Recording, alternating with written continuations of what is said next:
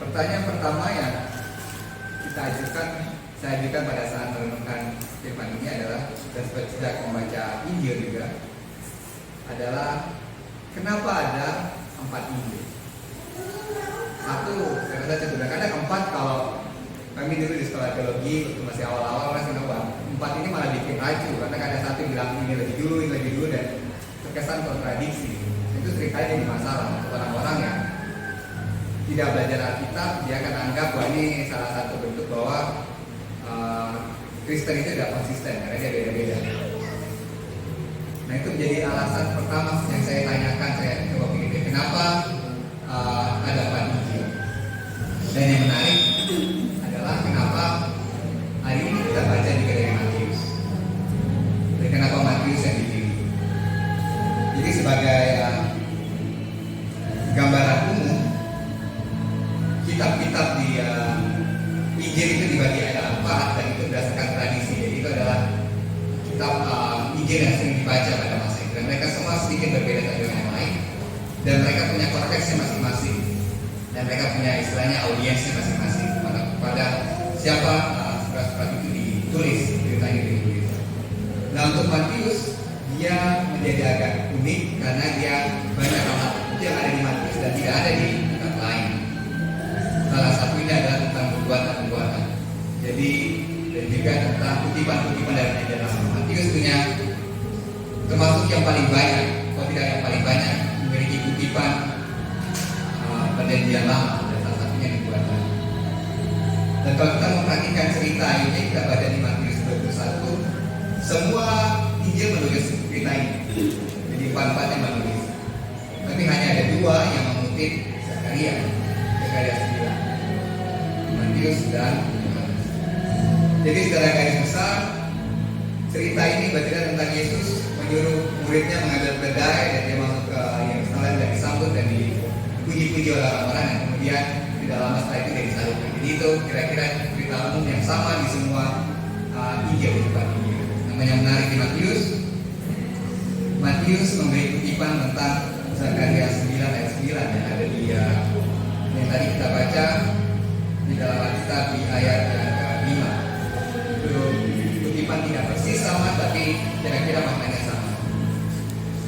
Dan yang berikutnya yang menarik adalah di bagian terakhir Matius menyebut inilah Nabi Yesus dari Nazaret di Galilea. Istilah ini istilah yang khusus ada di Matius dan tempat lain. Nah, untuk bisa mengerti lebih jelas pesan Tuhan melalui Matius di sini, kita perlu tahu lebih banyak lagi tentang latar belakang masyarakat atau orang audiens dari Matius ini. Jadi siapa mereka? Dan kemudian kita harus tahu sedikit tentang apa yang terjadi pada masa itu dan kira-kira apa yang diharapkan oleh penulis pada saat dia menulis Injil ini. Jadi apa yang diharapkan, apa yang Tuhan mau dari orang tahu tentang kita Yesus. Jadi pertama kita bisa mulai ya di sini kita mulai dengan nubuatan kerajaan Allah. Jadi dalam Perjanjian Lama, jadi Matius ini ditulis secara umum adalah untuk orang-orang Yahudi, orang-orang yang tahu persis tentang hukum-hukum Yahudi dan orang-orang yang ikut dengan ritual-ritual. Jadi kalau mungkin kalau sebagian di sini ada yang orang Batak mungkin tahu yang biasa ikut berubah kumpulan warga, kira-kira kitab ini tulis untuk orang-orang Yahudi yang ikut berubah kumpulan warga. Jadi mereka tahu banyak tentang tradisi Yahudi dan mereka baca banyak dan mereka sangat paham tradisi Yahudi. Jadi kitab ini ditulis untuk mereka. Dan untuk tahu itu kita juga bisa tahu kira-kira apa yang ada di kepala mereka pada saat mereka tahu tentang kerajaan Allah, pada saat mereka baca ini. Jadi ada 3 pertanyaan yang saya pakai untuk memulai bagian ini. Adalah pertama, kembali kita tanya kenapa Matius menggunakan Zakaria 9 dan 9. Sementara ada banyak kutipan lain tentang Mesias.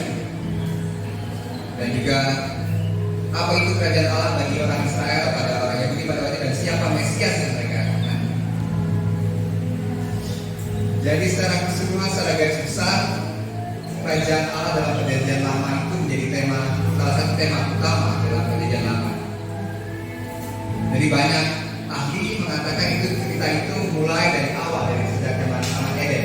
Dan dari Taman Eden kemudian semua baik, hubungan dengan baik, dan tiba-tiba hancur.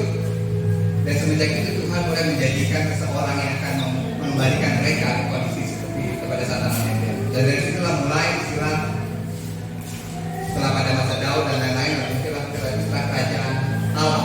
Jadi bentuknya seperti kerajaan, dan Allah sebagai pemimpin utama atau seseorang yang betul-betul dipilih oleh Allah. Jadi puncaknya pada masa itu adalah pada masa Daud dan Salomo. Jadi bagi orang-orang Yahudi pada saat mereka dengar kerajaan Allah, yang terpikir oleh mereka adalah, oh, kerajaan pada masa Daud dan Salomo, kerajaan yang kuat secara militer, kaya, punya pengaruh besar, dan luar biasa dan sangat agung pada masa itu. Nah, tetapi orang-orang Israel, dan kita tahu ceritanya, orang Israel akhirnya dibuang Tuhan karena dia keras kepala dan dia tidak mau dekat dengan Tuhan dan tidak mau dipakai Tuhan. Dan konsep kerajaan Allah ini masih ada di dalam mereka, dan mereka tahu Tuhan menghukum mereka karena raja mereka tidak baik. Raja mereka bukan raja yang Tuhan mau. Jadi mereka istilahnya hanya pakai istilah kerajaan Allah, tapi kerajaannya sendiri bukan betul-betul menjalankan kerajaan Allah. Jadi mereka dibuang. Nah, orang Israel semenjak pembuangan kira-kira 500 tahun sebelum Yesus datang, mereka sudah menantikan masa di mana akan dikembalikan lagi kerajaan Israel, tapi dengan raja yang jauh lebih baik dari raja-raja yang mereka punya pada waktu itu, dan jauh lebih baik daripada Daud dan Salomo. Jadi cerita ini, harapan ini sudah ada di dalam orang Yahudi pada masa itu sampai pada masa Yesus. Jadi setiap kali mereka dengar sesuatu, mereka lihat Yerusalem, mereka lihat bait Allah, mereka selalu ingat akan ada masa di mana semua akan jadi lebih baik, setidaknya seperti pada masa Salomo.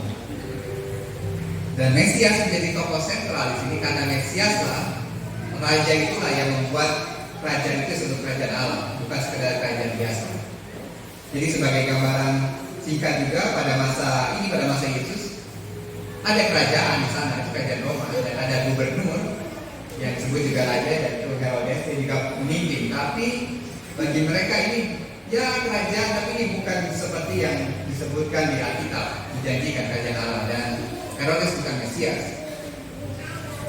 Dan mereka masih menantikan Mesias. Jadi ada banyak cerita, banyak pendapat pada masa itu. Ada yang bilang Mesias itu akan datang dari langit, tiba-tiba dia datang, yang hadir dan yang memimpin. Ada juga yang pikir dia akan muncul dari keluarga Daud, dan besar dan tumbuh seperti manusia biasa.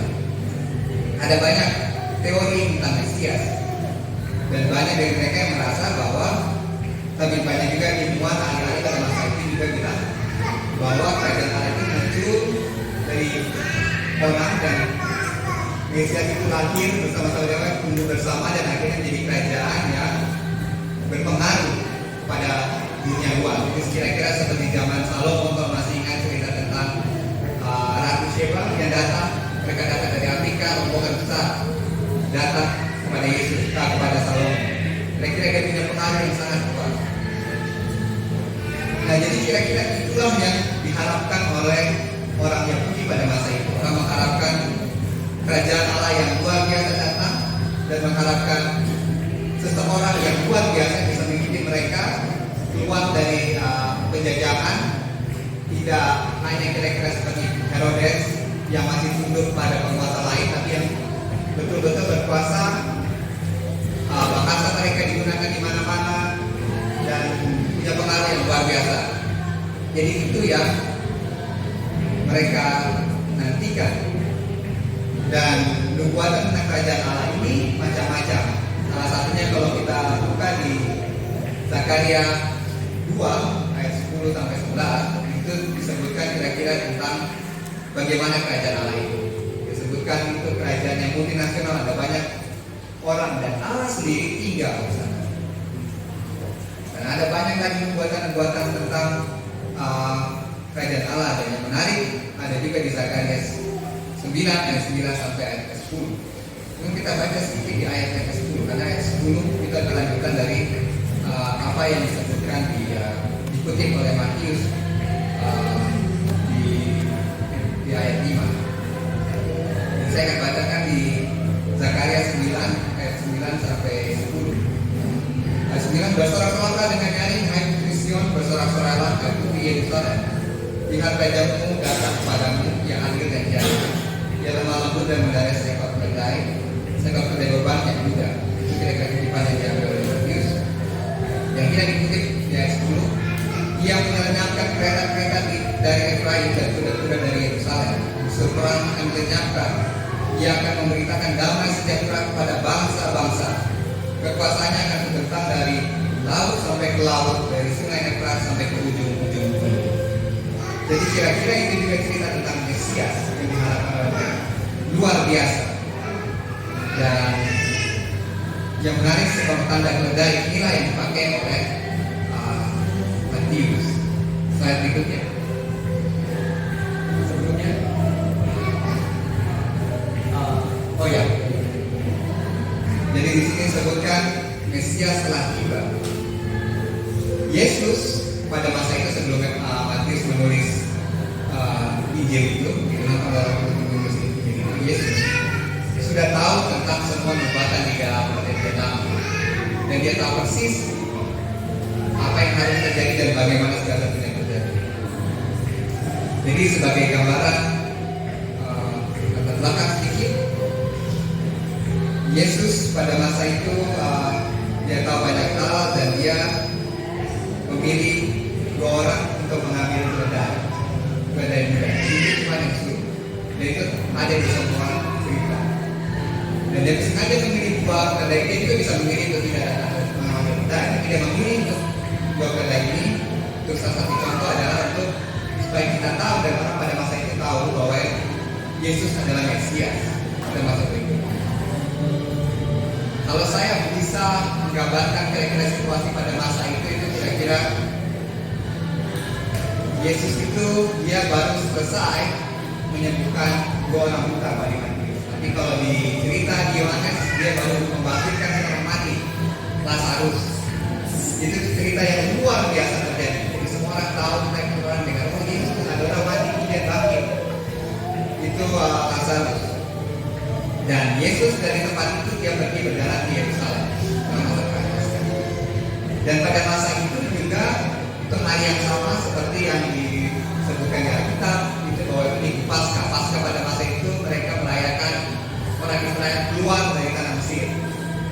Jadi dari keluar dari tanah Mesir mereka semua mau merayakan kisah itu dan mereka datang berziarah di Yerusalem. Jadi ada banyak rombongan besar datang dari mana-mana dan masuk ke Yerusalem untuk merayakan Paskah pada hari Sabtu Sabat pada minggu itu. Dan orang-orang ini orang-orang yang cukup istilahnya cukup setia dengan Tuhan. Dia meluangkan waktu, meluangkan tenaga, meluangkan dana untuk pergi ke Yerusalem. Dan rumah mereka cukup jauh. Dan mereka harus jalan kaki dalam pada masa itu. Jadi kira-kira mereka ini seperti kalau bisa kita ya Muslim, mereka seperti naik haji. Orang naik haji itu tidak hanya siapkan uang, siapkan mental, mereka juga baca, mereka juga siapkan semuanya. Jadi mereka punya kepala dan tubuh itu sudah siap untuk lihat sesuatu yang luar biasa di tanah suci. Dan ini tanah suci di Yerusalem. Jadi mereka semua datang, jalan ke sana, dan di antara mereka ada Yesus. Dan kali ini Yesus datang sebelum masuk Yerusalem, dia bilang, ambil 2 keledai, saya mau naik keledai masuk. Pada naik. Dan orang-orang ini pasti dia cerita banyak tentang Yerusalem. Oh ya, Yerusalem saya kesini mungkin 3 tahun yang lalu dia begini. Kemudian oh Yerusalem ada ini, ada apa yang terbaru di Yerusalem? Mereka cerita gosip dan lain-lain. Mereka bilang, oh ya ada satu orang hebat, dia menyembuhkan banyak orang dan baru-barusan dia menghidupkan orang mati namanya Lazarus. Mereka cerita. Kemudian mereka lihat ke belakang ada Yesus. Nah ini kira-kira seperti kalau kita nonton bola. Kalau kita mau masuk ke stadion nonton bola, kita pas antri, kita lagi antri, masuk ada susah. Tiba-tiba lagi kita antri, ada rombongan masuk, rombongan pemain bola. Kira-kira bagaimana kita? Kita akan diam saja dan kita teriak. Kita pasti teriak, woi, mereka datang, kasih jalan, buka. Semua orang buka kasih jalan. Jadi mereka suruh minggir ke depan, dia lewat. Jadi mereka kasih lewat. Dan pada waktu itu hal yang serupa terjadi juga. Mereka bicara tentang Yesus dan ternyata Yesus datang di belakang mereka. Jadi mereka sangat suka kita dan bilang, oh ini dia yang diceritakan orangnya. Jadi, wah ini, dan semua orang banyak yang bilang, oh inilah Mesias yang kita tunggu-tunggu. Dan orang kasih bajunya dia, jubahnya di jalan supaya Yesus lewat, dan kalau kita bilangnya palma ini, dan palma juga kita mereka taruh di situ. Jadi mereka sangat bersuka cita untuk melihat Yesus datang. Jadi bagi mereka dan bagi Yesus dan bagi kita, Yesus telah tiba pada waktu itu. Mesias yang sejati telah tiba. Nah, namun ada sedikit yang menarik, sekalipun Matius tahu bahwa Yesus itu Mesias, di ayat 11 dia sebutkan hal yang menarik. Jadi dia ceritakan saja apa yang terjadi. Di ayat 11 di Matius 21 ayat 11 dia bilang ini. Mungkin dari ayat 10. Dan ketika Yesus masuk ke Yerusalem, kepala 10 kota itu dan orang-orang berkata, siapakah orang ini? Dia orang-orang di Yerusalem juga bertanya-tanya. Jadi ada banyak orang, ada orang yang tahu, ada orang yang tidak. Orang yang di Yerusalem mungkin sebagian mereka tidak semuanya tahu, atau mereka sudah lebih dulu tiba di Yerusalem dan mereka tidak tahu. Kemudian mereka bertanya, siapakah orang ini? Dan ada banyak orang yang bilang, inilah Nabi Yesus dari Nazaret Galilea. Ini menarik istilah Nabi. Istilah Nabi ini cukup baik, tapi juga pada saat yang bersamaan tidak cukup baik. Karena Nabi dalam kota ini disebut orang yang suci. Jadi banyak orang yang tahu pada waktu itu dia yakin ini orang spesial. Mereka tahu dia menyembuhkan, dia membangkitkan orang mati, dia luar biasa, kasih makan 5.000 orang dan banyak hal dia lakukan. Dan mereka sambut. Tapi pada saat yang bersama mereka juga tidak terlalu yakin kalau dia Mesias, karena ada, ya seperti yang tadi disebutkan, cerita bahwa dia adalah juga orang yang berperang mengalahkan bangsa-bangsa. Dan di dalam itu ada tentara Roma, ya di dalam Yerusalem ada tentara Roma yang luar biasa hebat, yang cukup kuat. Dan ada Pontius Pilatus juga di dalam. Dan mungkin sebagai dari mereka tidak yakin bahwa Yesus itu Mesias karena dia tidak kuat. Tidak seperti yang diharapkan. Ya, dia luar biasa, dia Nabi. Dan dia punya gambaran yang persis sama dengan Nabi-Nabi. Nabi-Nabi itu bisa bermujizat. Kalau kita lihat cerita Elia, cerita Elisa, dia orang luar biasa. Dia di situ kasarnya. Mereka bikin apapun, Tuhan dengar. Nah, bagi mereka itu dimasuk akal disebut sebagai Nabi. Tidak tahu dia bukan Nabi. Tapi cerita di Matius berlanjut dan berikutnya. Dan pertanyaannya adalah, bagi mereka itu Nabi, tapi bagi Yesus, bagi kita, Yesus itu siapa? Apakah dia juga hanya Nabi atau dia lebih daripada Nabi? Nah, untuk tahun ini Matius melanjutkan ceritanya sampai akhir dan kita tahu Yesus disalibkan. Nah, ini yang menarik dari kisah Yesus, karena dari yang ditulis Matius, karena yang dimaksud oleh Matius, peperangan itu bukan peperangan melawan tentara Roma, berperang dengan kekuatan seperti hanya Daud yang punya tentara yang kuat, yang hebat, yang bisa berperang melawan orang dengan pedang. Tapi lebih daripada itu, Yesus mengalahkan maut. Maut ini luar biasa. Dia adalah musuh yang paling besar yang tidak ada yang bisa mengalahkan. Yang bisa mengalahkan, tidak ada sepanjang hidup dengan sejarah yang bisa mengalahkan maut. Semua pemimpin yang hebat semua mati. Jadi pada akhirnya semua kalah dari kematian. Nah, Matius terus menceritakan sampai akhirnya dia bangkit dari kematian. Dan akhirnya Yesus mengalahkan kematian, dan memang itu perang yang luar biasa. Namun itu perang yang tidak terlihat secara kasat mata. Dan pada akhirnya dengan peperangan itu, dengan kemenangan itu, Tuhan bangkit dan Tuhan naik ke surga, dan kemudian naik dia kasih amanat lagi. Nah, saya mau kita baca amanat agung. Saya rasa baik dari kita mungkin sudah hafal, tapi kita bisa baca lagi. Setelah Yesus mati, dia bangkit dan dia menang mengalahkan maut yang adalah musuh sejati. Matius mengisahkan pada masa ini sudah jelas bahwa inilah Yesus adalah Mesias. Dialah yang sebetul-betulnya Mesias. Jadi bukan lagi Nabi, adalah Mesias. 16 kepada 16 pasal 28 disebut, dan 11 murid itu berangkat ke Galilea, ke bukit yang telah ditunjuk Yesus pada mereka. Ketika dia melihat mereka, jika melihat dia, mereka menyembahnya, tetapi beberapa orang ragu. Memang masih ada yang ragu, sampai sekarang masih ada yang ragu. Yesus mendekati mereka dan berkata, kepadaku telah diberikan segala kuasa di surga dan di bumi. Dan ini adalah bukti bahwa dia betul-betul Mesias, karena semua kuasa itu sudah ada pada dia. Dialah yang betul-betul berkuasa. Jadi dia melampaui segala raja. Dia sudah mengalahkan maut, kematian, dan dia itu betul berkuasa. Dan sebagai raja, dan kali ini dia berkata sebagai raja, dan murid-muridnya tahu dia adalah raja. Dia bilang begini, karena itu pergilah, jadikanlah semua bangsa muridku dan baptislah mereka dalam nama Bapa, Anak, dan Roh Kudus. Dan ajarlah mereka melakukan segala sesuatu yang diperintahkan kepadamu. Jadi Yesus bilang mereka, sekarang saya sudah raja dan kalian bagian dari kerajaan, dan kasih tahu orang-orang bahwa raja sudah datang. Dan inilah saya, dan ikutlah saya, ikutlah raja itu. Jadi dia mengajak orang menjadi bagian dari kerajaannya. Dan kita pun, saya sudah diajar dan menjadi bagian dari kerajaan Allah. Dan kita orang Kristen adalah warga keluarga kerajaan Allah, seperti yang ditulis Paulus dalam beberapa tulisannya di setelah kita para rasul. Dan yang menarik dari amanat agung ini di bagian akhir disebut, dan ketahuilah aku menyertai kamu senantiasa sampai kepada akhir zaman. Dan kata ini sangat luar biasa maknanya, karena dia bilang ini Tuhan yang sudah mengalahkan maut dan yang punya kuasa surga dan di bumi. Dia bilang dia akan menyertai sampai akhir zaman umat-umatnya. Bagaimana ini? Kalau saya bayangkan ini dalam masa kini itu seperti punya orang dalam.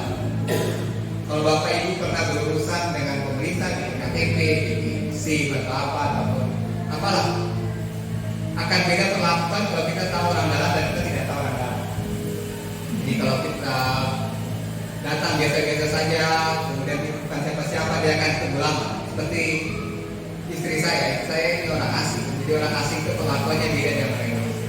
Kalau kita pergi kemana-mana, kalau ke tempat umum, mungkin dia punya perlakuan khusus kan. Oh ini orang asing. Tapi kalau dia ke tempat pemerintah, dia seringkali di nomor 2 kan. Jadi dia tidak dibilang ini sebut dulu. Dia tidak ada yang mau bantu dia, karena dia tidak punya siapa-siapa, dan betul dia orang asing, dia tidak kenal siapa-siapa. Tapi saya kebetulan lulusan dari Universitas Indonesia, dan saya ada beberapa dosen saya menteri. Jadi kalau saya berdiri, saya bilang, wah, saya tanya-tanya ke saya, wah ini dari mana, dari ini, wah mereka begitu mendengar itu, mereka sudah mulai, wah ini ada sesuatu nih. Oke, kita bisa minta bantu, mungkin dia punya dosen atau apa dari kementerian atau di KPK, ada macam-macam saya bisa kenal. Jadi dia takut. Nah kira-kira inilah yang Tuhan maksud. Dia bilang, saya menyertai kamu. Jadi ada orang dalam. Dan bukan berarti dalam artian orang dalam kita bisa bikin semuanya ikut aturan pasti, tapi dia jamin apapun yang terjadi ada saya di dalam, tidak perlu khawatir. Jadi Tuhan kasih jaminan, dia yang raja yang menguasai semuanya di surga dan di bumi, sudah mengalahkan maut. Dia kasih jaminan, kamu kemanapun itu akan disertai oleh dia. Kita bawa. Jadi, dan lebih menarik lagi kalau kita punya di sini misalnya jekengan atau orang dalam itu, kita harus punya, biasa orang bawa kartu nama. Kalau saya ingat di Jakarta kami bawa kartu nama dosen. Jadi kalau ada polisi tahan, tiba-tiba bilang, Pak ini saya atensi ini, kasih kartu namanya, kita langsung disuruh lewat Pak. Kita punya Tuhan di dalam diri kita, di dalam hati kita. Dia tinggal di dalam kita, dan Tuhan punya janji dia akan berkata-kata melalui kita. Jadi Tuhan sampai bilang, kalau ada apa-apa tidak perlu khawatir, dia akan berbicara, dan Roh Kudus akan membantu kita berbicara. Dan itu kekuatan yang luar biasa, yang tidak ada yang bisa mengalahkan. Kalau saya misalnya saya kenal Prabowo dan saya berani melakukan banyak hal karena saya kenal Prabowo, seharusnya saya lebih berani lagi karena saya punya Tuhan. Prabowo kuasanya di Jawa mungkin oke, tapi di luar Jawa mungkin di Papua, di pedalaman dia tidak punya kuasa. Karena orang siapa itu Prabowo tidak penting. Saya punya Tuhan dimanapun, siapapun, tidak hanya kepada manusia, kepada hewan pun, kepada iblis pun, saya bisa bilang ke dia, saya punya Tuhan, saya kenal Tuhan. Dan mereka harus takut dengan itu. Dan mereka tahu siapa Tuhan. Kuasa yang luar biasa itu ada dalam kita. Nah, pertanyaannya berikutnya, Yesus yang dinanti, kuasa yang dinanti itu sudah ada. Mesias yang dijanjikan sudah ada. Kerajaan Allah itu sudah datang. Yang dibuatkan itu sudah ada.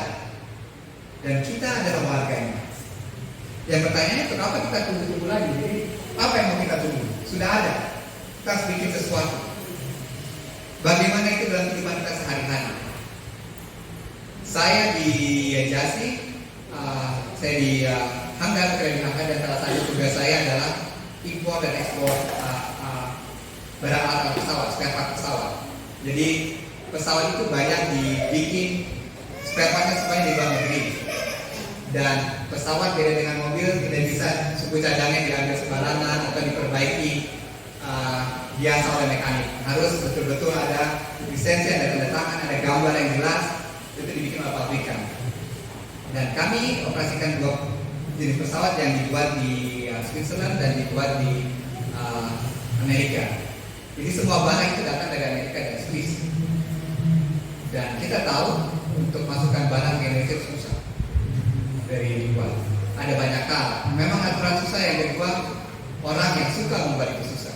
Jadi begitu susah ini kesempatan. Saya bisa tunggu dan orang bisa bayar saya bisa masuk. Jadi seperti yang kita tahu, kita sekarang berbayar lagi membersihkan biaya cukai, itu betul. Di biaya cukai itu sangat jelas. Sampai sekarang, sampai hari ini masih ada praktek itu. Orang kalau kenal orang dalam kan bayar lagi, dan dia bayar banyak, apapun dia bisa bawa masuk. Tidak ada larangan bagi dia. Jadi dia hanya bilang, oke, kontainer dibuka, dia cuma buka, oh saya sudah inspeksi, tidak ada apa dalamnya, hanya ketemu yang barang oke, semua lewat. Padahal di dalam ada sesuatu yang mungkin dia tahu ada sesuatu dan dia tidak mau cek, tapi dia dibayar. Dan ada satu aturan yang sangat baik sebenarnya di Indonesia, tapi juga jadi masalah bagi kami, adalah tentang impor barang bekas.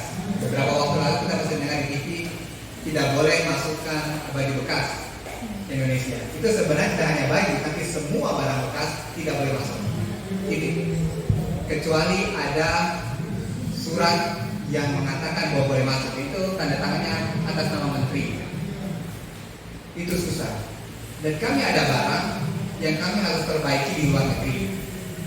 Jadi itu barang kami masuk di dalam pesawat dan dia pada waktu masuk itu diangkat di bawah pesawat, tapi ada spare partnya harus diperbaiki, dia dikirim ke luar negeri. Itu barang bekas. Tidak bisa kami perbaiki sendiri karena kami tidak punya sertifikasi dan layakan untuk memperbaiki itu.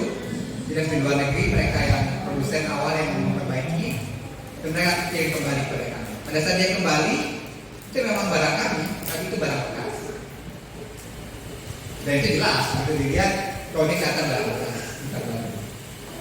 Dan surat-suratnya juga di aviasi tidak ada. Di aviasi itu industri yang sangat jujur. Jadi karena banyak kecelakaan, jadi semua kasih tahu kalau dia bekas berapa lama dia dipakai, siapa pengguna pertamanya, itu semua jelas, semua disebutkan. Dan kami semua surat-surat itu bilang itu barang bekas. Tidak ada yang kami tidak bisa bilang ke proyek, kok bisa tulis kayak jadi barang baru kah? Jadi tidak akan mau tulis itu. Semua barang bekas. Dan kami pun tidak punya intensi untuk menipu, untuk berbohong bilang ini barang bekas dan ini barang baru. Jadi tidak mungkin bagi kami untuk memasukkan barang itu. Dan cukup lama barang itu tertahan. Ada satu barang itu seperti kipas untuk di dalam pesawat, itu dikirim ke Jerman, dan dia tinggal sekitar 2 tahun misalnya. Karena tidak bisa kembali, jadi banyak aturan dan lain-lain. Ada banyak cara kan kalau lewat Singapura, kemudian masuk lewat sini, apa kalau di mudah, kalau ternyata tidak. Mereka tidak mau kirim ke Singapura karena alasan harus kirim langsung. Jadi ada banyak hal yang buat itu tidak mungkin. Tapi kami punya komitmen bahwa kami mau lakukan ini dengan hal yang benar yang sesuai kehendak Tuhan dan tidak mau jalan sendiri. Dan salah satu yang kami pegang janji Tuhan adalah janji ini di ayat 20 di Matius 28, bahwa Ia Tuhan yang punya segala kuasa itu menyertai kami senantiasa. Jadi kami yakin kalau Tuhan bersama dengan kami tidak kenal siapapun, seharusnya kami tidak kenal menteri, kami kenal paling dekat di sini Gubernur MRT. Tapi itu surat tanda tangan Gubernur MRT tidak bisa bikin apa-apa untuk Bea Cukai. Tidak akan dibaca oleh mereka. Ini siapa punya tulisan tidak ada dengan minimal menteri, tanda tangan sama menteri, kopnya juga kementerian. Jadi tidak mungkin kami bisa masuk. Tapi kami yakin kami punya orang yang jauh lebih berkuasa daripada presiden. Itu Tuhan. Jadi kami coba, kami masukkan, kami berdoa kepada Tuhan, kami dapat beberapa kali ditolak memang, ditolak berapa kali, oh tidak bisa ini, coba lewat jalur ini, sampai mereka sebutkan, ya coba bapak tulis saja lah, ini orang berbeda, tulis saja barang baru ya, nanti kalau dicek, ya kalau kena dikembalikan, tapi biasanya tidak dicek barang ini kita lewat saja, hanya tulis apa dokumen saja. Tapi kami yakin kami tidak melakukan itu karena itu tidak berkenan kepada Tuhan. Dan itu tidak jadi sesuatu yang baik karena kami juga berdoa supaya suatu hari Indonesia juga dimenangkan oleh Tuhan. Dan kami mau orang-orang itu suatu hari mengenal Tuhan sungguh-sungguh dan berbuat yang benar. Jadi kami tidak mau juga mulai dengan sesuatu yang salah. Jadi kami cari cara, kemudian kami telepon orang kementerian dan ternyata pada saat yang tidak jauh kita pernah ingat Prabowo 2 tahun lalu dia bilang dia mau turunkan harga pesawat, harga tiket pesawat, itu betul. Salah satu turunan dari kebijakan itu adalah impor untuk penerbangan itu dibebaskan dari semua yang aneh-aneh. Jadi barang bekas itu boleh masuk hanya untuk penerbangan. Jadi kalau Bapak Ibu mau impor barang bekas tidak bisa. Saya pribadi tidak bisa impor barang bekas. Tapi penerbangan bisa barang bekas, tapi juga hanya untuk spare part pesawat dan lain-lain. Dan itu luar biasa. Saya sampai sekarang kalau saya dengar cerita itu, saya ceritakan itu saya selalu merinding. Karena kami betul-betul berhenti. Kami bicara dengan orang semua yang bilang, Pak, sudah Pak.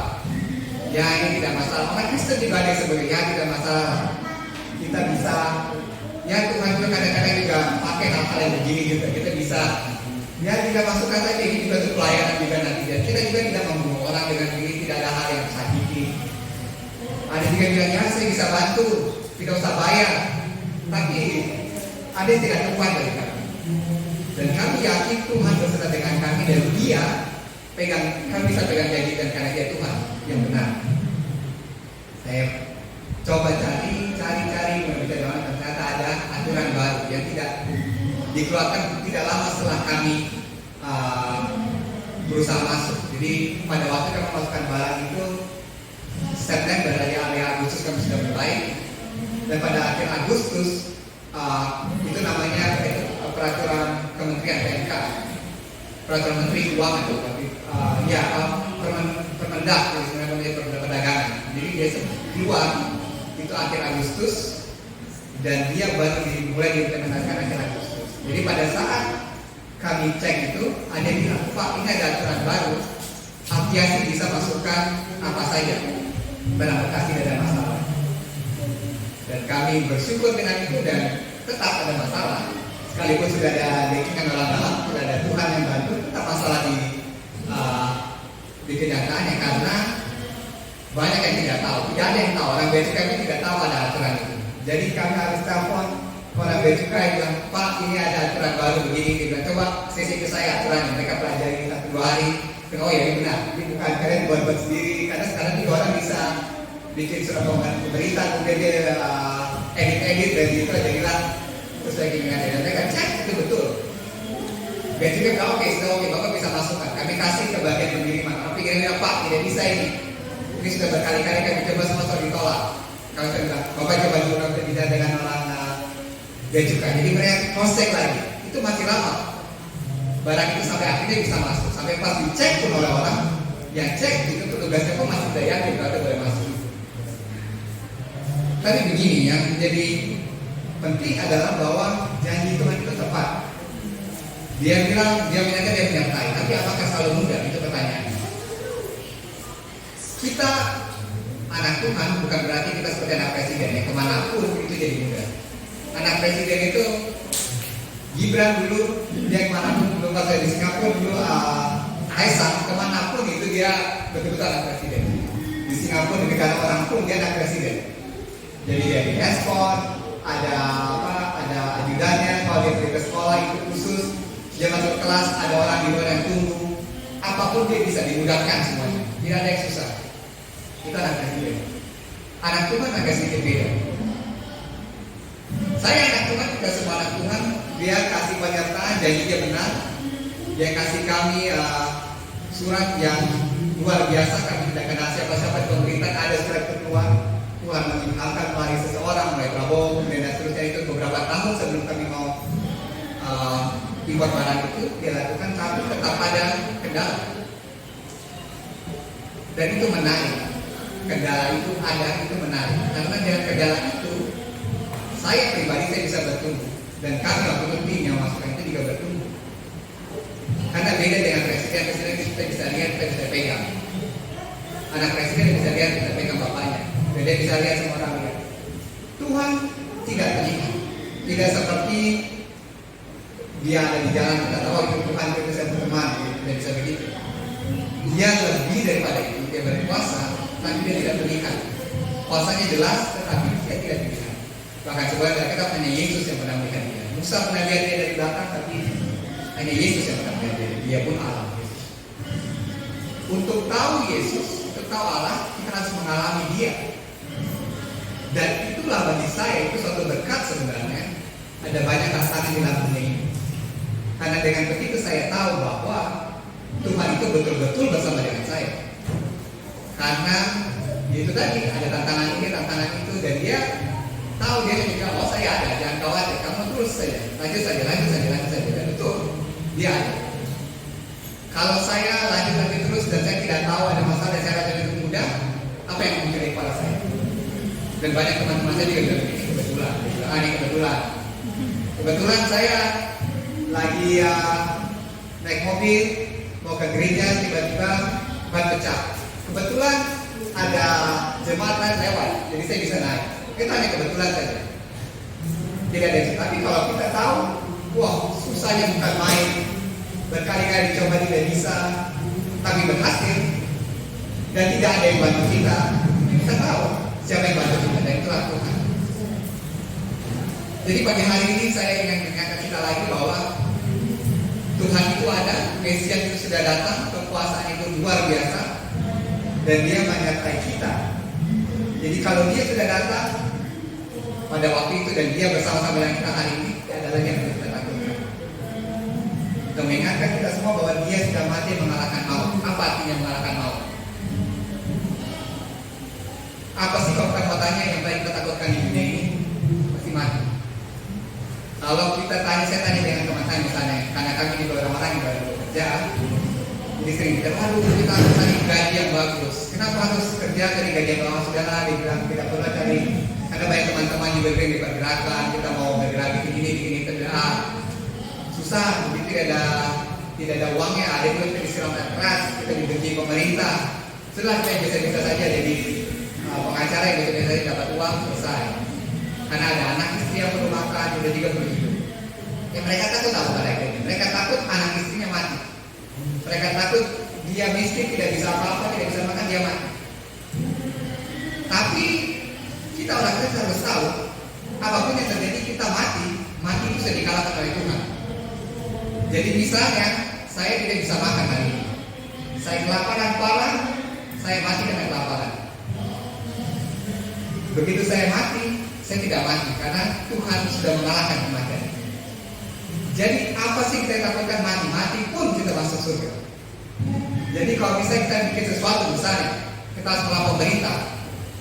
Saya tidak jalankan dengan pemerintah. Kalau misalnya ada sesuatu yang buruk dan kita harus melawan dan kita dapat tembak, ya sudah, tidak perlu kita takut karena itu pun kita menang dan Tuhan sudah mengalahkan itu. Ataupun ada orang jahat yang mau datang berbuat jahat pada kita dan kita tahu kita baik, kita mempertahankan diri dan kita berani untuk maju sekalipun resikonya kita mati, tidak perlu takut karena kita mati kita masuk surga.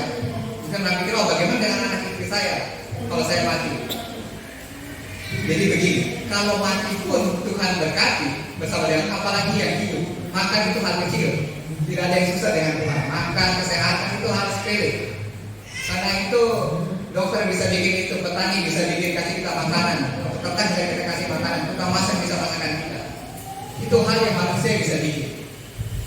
Tuhan bisa kasih kita kehidupan, mati itu dia kalahkan. Jadi hal yang lain itu sepele bagi Tuhan. Jadi tidak perlu khawatir apapun yang terjadi. Dan kami di aviasi seringkali begitu, pada saat keluar terbang itu punya resiko jatuh.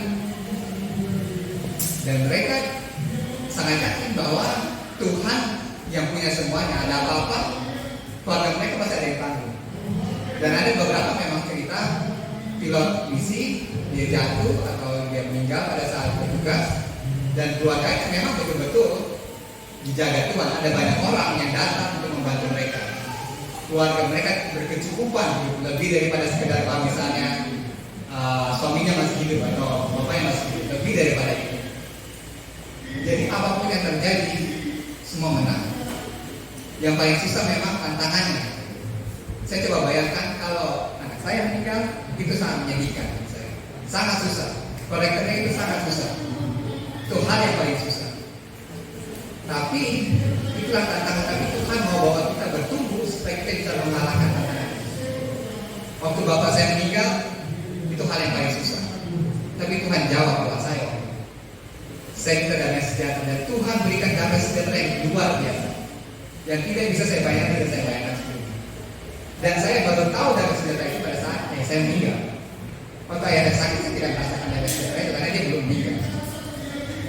Dan hal yang sama juga akan kita alami kalau kita yakin dan melakukan kehendak Tuhan. Jadi hari ini saya ingin mengangkat kita lagi untuk berani mengikut Tuhan apapun resikonya, memberi untuk Tuhan semuanya.